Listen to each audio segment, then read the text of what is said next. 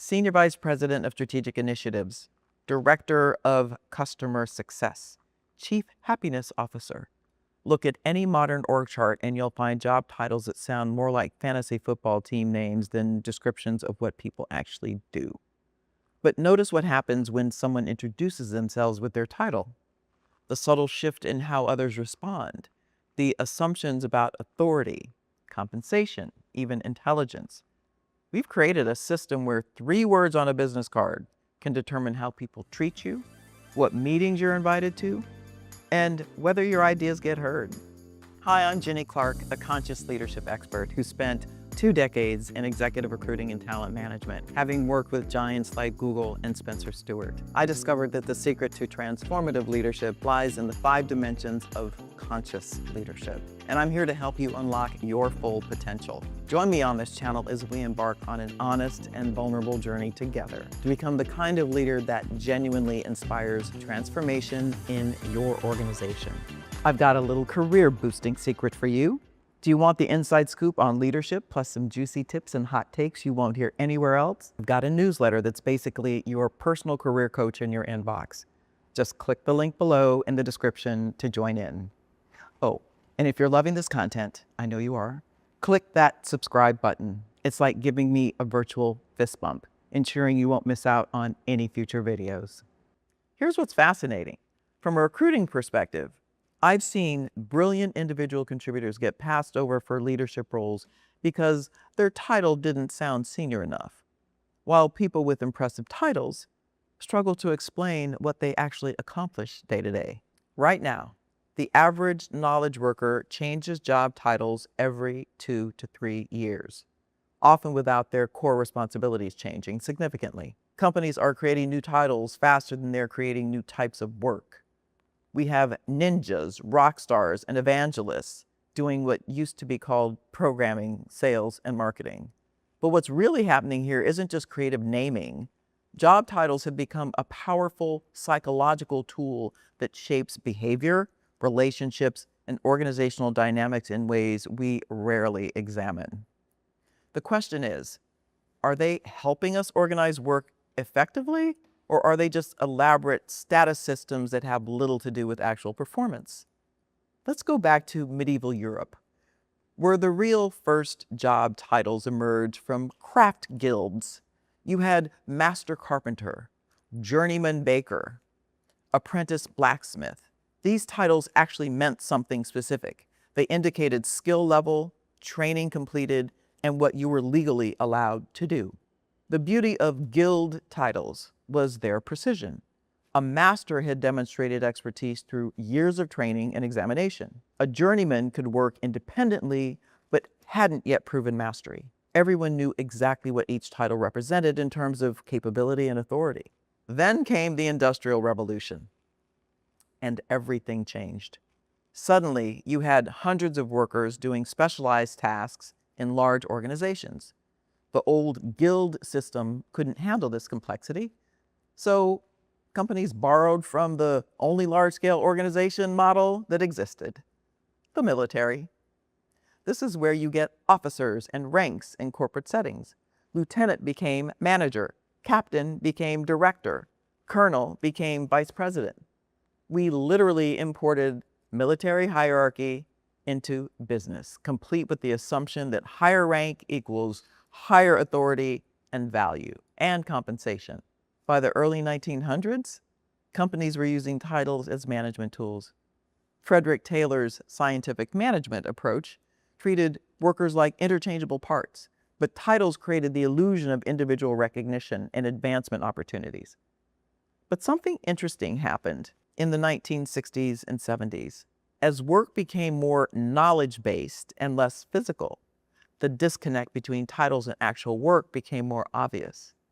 A vice president might manage no one. A senior anything might be identical to a regular version. Companies started inflating titles as a substitute for actual career advancement. Having worked in executive recruiting, I've seen how this title inflation creates absurd situations. I place directors who report to other directors who report to senior directors who report to vice presidents. none of whom have significantly different responsibilities or authority.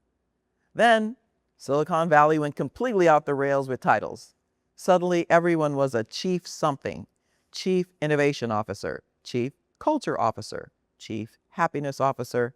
Tech companies created titles like code ninja, growth hacker, that sounded cool but tell you nothing about what the person actually does. What's particularly problematic is how titles shape behavior within an organization. I watch meetings where the conversation changes dramatically based on who walks in and what their title is. People defer to vice presidents even when the VP knows less about the topic than the analysts in the room. The fundamental problem is that we're using the titles to solve multiple problems simultaneously. Organizing authority, indicating status, describing function, and motivating employees. But these processes often conflict with each other. So I asked AI systems to analyze job titles and their impact on organizational behavior. What did they reveal about how titles actually affect performance and collaboration? The results were eye-opening and honestly, a bit disturbing. AI identified the psychologists call title bias, the tendency to evaluate ideas and performance based on the speaker's title rather than the actual content. Studies show that identical proposals are rated higher when attributed to people with senior titles, even when evaluators know the person's qualifications. AI also found that job titles create what's called role prison. People start behaving according to what they think their title requires rather than what the work actually needs. A manager feels pressure to manage, even when the team would benefit from collaboration. An analyst hesitates to suggest strategic ideas because that's supposedly above their pay grade. But perhaps most interestingly, AI suggested that traditional hierarchical titles are becoming counterproductive for knowledge work. When success depends on expertise, creativity, and cross-functional collaboration, rigid title-based hierarchies can actually inhibit performance. AI painted a picture of what it called functional titles, descriptions that focus on what someone actually contributes rather than their rank in an artificial hierarchy. Instead of senior vice president of marketing, you might have customer acquisition strategist or brand narrative designer. The AI pointed out some uncomfortable organizations that reduced title-based hierarchy and focused on contribution-based recognition showed higher innovation rates and employee satisfaction. When people are evaluated on impact rather than rank, both performance and collaboration improve. So there you have it. Job titles evolved from meaningful indicators of skill and authority to elaborate status systems that often have little connection to actual worker capability. But I want to hear from you about your experience with this. Have you ever felt that your job title didn't reflect what you actually do? Or maybe you've been in situations where someone's fancy title intimidated you, even though you knew more about the topic. Did you find yourself treating colleagues differently based on their titles? Have you seen meetings where good ideas get ignored because they come from someone with a junior title, or where bad ideas get accepted because they came from someone more senior? And if you're in leadership, are you brave enough to question whether your organization's title structure actually serves the work you're trying to accomplish? What would change if you focused on contribution and expertise rather than hierarchical rank? Here's what I'm really curious about. How would workplace dynamics change if we judged ideas based on merit rather than by who proposed them? What would collaboration look like if we cared more about expertise than title? If you're enjoying these explorations of workplace assumptions that deserve questioning, hit subscribe. I'll see you soon. I get it. Taking that first step can feel daunting. I've been there too. But here's the thing. You've got strengths you might not even realize yet. I've put together a free career mapping framework to help you uncover those hidden talents and chart your own path forward. It's not about changing everything overnight. It's about starting to see your potential clearly. Ready to explore? The framework's waiting for you. Just click the link in the description. Your future self will thank you for taking this small but powerful step today.